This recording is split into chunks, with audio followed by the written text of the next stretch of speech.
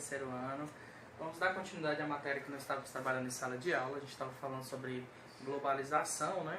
Vimos o que era globalização, vimos a parte positiva e a parte negativa do processo de globalização. Inclusive, nós estamos vendo agora, estamos passando, né, por um processo difícil aí da globalização, que é esse vírus, né? Que começou numa doença local e está se espalhando para o mundo. Mas um assunto interessante, que é uma continuação de globalização, a gente fala de blocos econômicos. Está no livro de vocês na página 70, a gente começa a falar de blocos econômicos. E na página 71, a gente fala de blocos econômicos por níveis de integração. Ou seja, nós temos 4 níveis de integração. Eu tenho uma seta aqui, ó, do menor para o maior nível de integração. O que quer dizer isso? É o grau que um país tem com o outro de trocas comerciais. Eu coloquei uma definição aqui de blocos econômicos. O que são blocos econômicos? Integração econômica entre países visando acordos para uma maior circulação de pessoas, mercadorias e serviços. Ou seja, no mundo globalizado, os países não podem estar distantes um do outro.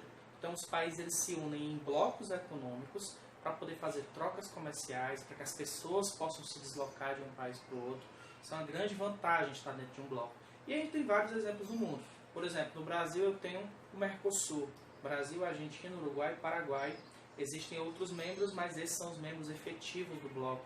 Ou seja, eu consigo fazer trocas comerciais entre os países do bloco e aí eu consigo ter vantagens, né, em relação a isso. Mas vamos lá para o que interessa. A nossa aula é sobre os níveis de integração. Então eu tenho a zona de livre comércio. Observe que eu fiz uma escadinha, né? Por que eu fiz uma escadinha? Porque vai do menor nível e aí eu vou subindo a escada até chegar ao maior nível de integração.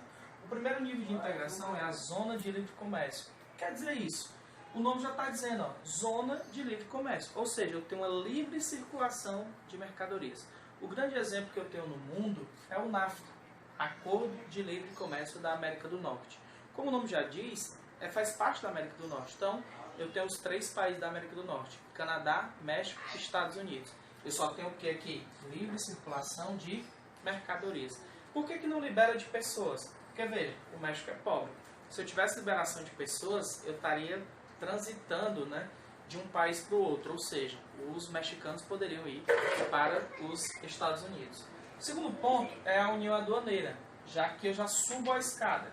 Qual o exemplo que eu tenho de união aduaneira? O Mercosul. O que eu tenho na união aduaneira? Eu tenho livre circulação de mercadorias. Além disso, eu tenho uma TEC, que é uma tarifa externa comum. O que é isso? Eu estabeleço uma tarifa para os países de fora do bloco. Ou seja, os países que estão fora do bloco, eles vão pagar uma mesma taxa para entrar no bloco.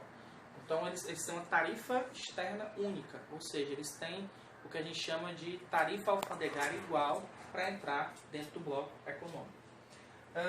No caso, aqui eu tenho o Mercosul. Veja que o nome do Mercosul quer dizer Mercado Comum do Sul. Mas ele não é um mercado comum. Ele sonha em ser um mercado comum. Eu tenho como exemplo de mercado comum a União Europeia. Dentro da União Europeia, aqui em mercado comum, o que eu tenho? Livre circulação de mercadorias, de pessoas, de serviços e de moeda. Por exemplo, o euro circula, né, dentro da Europa. Eu tenho 27 países dentro do bloco. Nós tivemos um processo do Brexit, né? Eram 28 países. E aí eu tive a saída da Inglaterra, do Reino Unido agora, né? Esse ano começou em 2015, o processo durou muito tempo. E a União Europeia o Reino Unido está saindo aí da União Europeia. Eu tenho também, né, aqui a União Econômica e Monetária. Aqui é o maior grau. Acho que é o sonho de todos os blocos chegarem a esse grau. O que eu tenho na União Econômica e Monetária? Eu tenho, além de tudo isso, além de livre circulação de mercadorias, pessoas, serviços e capitais, eu tenho a circulação de mesma moeda. Ou seja, os países utilizam a mesma moeda. No caso, nós temos a União Europeia também como exemplo. São 19 países na zona do euro que utilizam a mesma moeda.